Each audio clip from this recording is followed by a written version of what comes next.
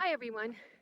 Today I want to talk about the kinds of foods that I eat and why I stick to the basics most of the time.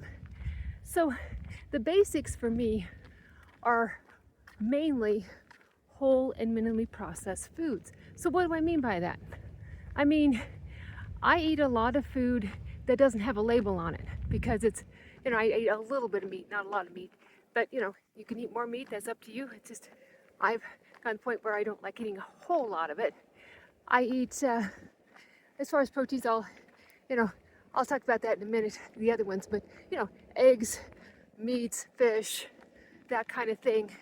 I eat those, the ones without any labels, the ones that's just the steak, just the not extra coating on it, not anything like that.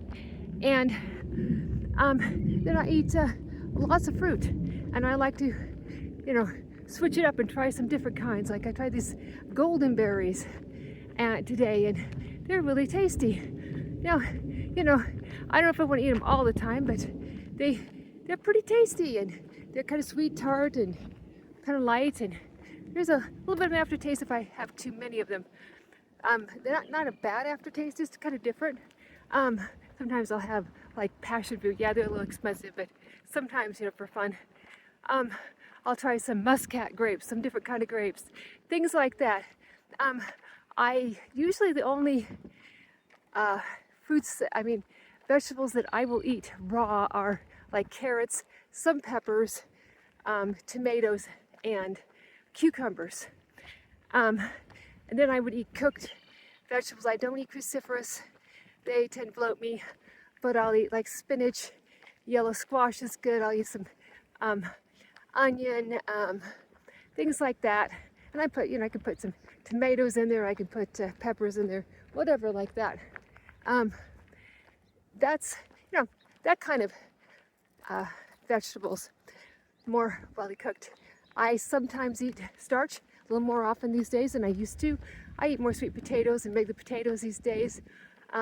Sometimes I'll eat corn tortillas. Sometimes I'll have a little bit of real sourdough, the ones with not very many ingredients in it. Yeah, that's the kind of stuff I tend to eat. And then also, I will eat cottage cheese. I like the ones without all the gums in them and 50 billion ingredients. So they're the more clean ones. Like, I really, really like Good Culture. I'll sometimes have Daisy or Canusin. Those are ones I like. I like Faya yogurt. It's very, very clean. Sometimes I'll have it with flavors in it. It's not quite as clean, but it's not that bad. Often I like to just add a jam that has, very, very more natural, not very many ingredients jam.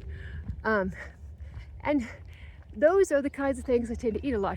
Now, sometimes I'll, every couple of weeks, I might have a kind bar, like a cashew cherry one I had today.